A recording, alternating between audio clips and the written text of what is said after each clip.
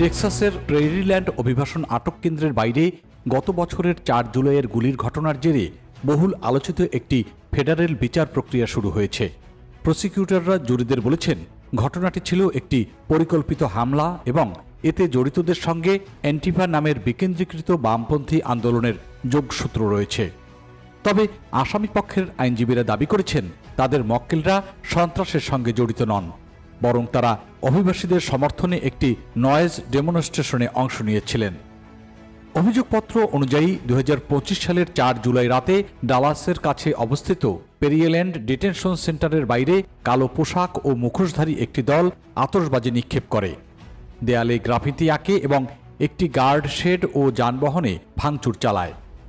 স্থানীয় পুলিশ সেখানে পৌঁছালে পরিস্থিতি আরও উত্তপ্ত হয়ে ওঠে। প্রসিকিউশনের ভাষ্য, একজন ব্যক্তি গেট দ্য রাইফেলস বলে চিৎকার করে গুলি চালান। এতে গুলিবিদ্ধ হন আলভারাডো পুলিশ বিভাগের লেফটেন্যান্ট থমাস গ্রস। তার কাঁধ দিয়ে গুলি ঢুকে গলার পাশ দিয়ে বেরিয়ে যায়। আদালতে সাক্ষ্য দিতে গিয়ে তিনি সেই মুহূর্তকে অত্যন্ত বিশৃঙ্খল বলে বর্ণনা করেছেন। মোট ৯ আসামি দোষ অস্বীকার করেছেন। তাদের মধ্যে ৮ জনের বিরুদ্ধে সন্ত্রাসের উপকরণগত সহায়তা দেওয়ার অভিযোগ আনা হয়েছে। পাশাপাশি কয়েকজনের বিরুদ্ধে আইন প্রয়োগকারী কর্মকর্তাকে হত্যা চেষ্টার অভিযোগও রয়েছে। তারা দোষী সাব্যস্ত হলে কয়েকজনের আজীবন কারাদণ্ড পর্যন্ত হতে পারে। এই মামলার আইনি ভিত্তি এসেছে প্রেসিডেন্ট ডোনাল্ড ট্রাম্পের এক নির্বাহী আদেশ থেকে, যেখানে অ্যান্টিফাকে একটি দেশীয় সন্ত্রাসী সংগঠন হিসেবে চিহ্নিত করার নির্দেশ দেওয়া হয়।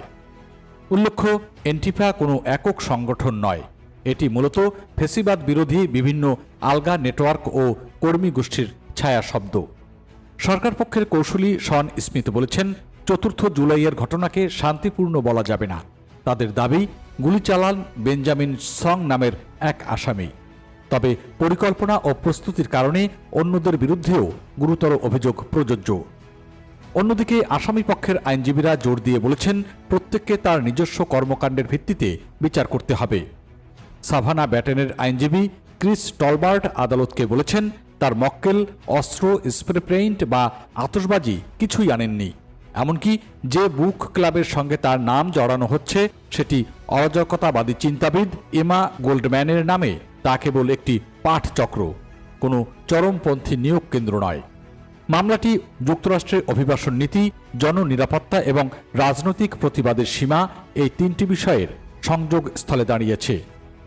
ফেডারেল কর্তৃপক্ষ বলছে, সহিংসতা ও সশস্ত্র উপস্থিতি কোনোভাবেই প্রতিবাদ হিসেবে গ্রহণযোগ্য নয়। এদিকে সমালোচকরা পাল্টা যুক্তি দিয়ে বলেছেন, সন্ত্রাসের সহায়তা ধারা প্রয়োগের নামে রাজনৈতিক ভিন্ন মতকে কঠোরভাবে দমন করা হতে পারে। মামলাটি ৩ সপ্তাহের বেশি সময় ধরে চলতে পারে বলে ধারণা করা হচ্ছে। এর মধ্যে একই ঘটনার পরিপ্রেক্ষিতে কয়েকজন দোষ স্বীকার করেছেন। তাদের সর্বোচ্চ ১৫ বছর পর্যন্ত কারাদণ্ড হতে পারে। সাক্ষ্য প্রমাণ, ভিডিও ফুটেজ, ফরেনসিক বিশ্লেষণ ও ডিজিটাল যোগাযোগের তথ্য খতিয়ে দেখবেন জুরি বোর্ড। রায় যেদিকেই যাক, এই বিচার যুক্তরাষ্ট্রের রাজনৈতিক প্রতিবাদ, আইনশৃঙ্খলা রক্ষা এবং অভিবাসন ইস্যুতে ফেডারেল নীতির প্রয়োগ সবকিছুর ওপর দীর্ঘস্থায়ী প্রভাব ফেলতে পারে।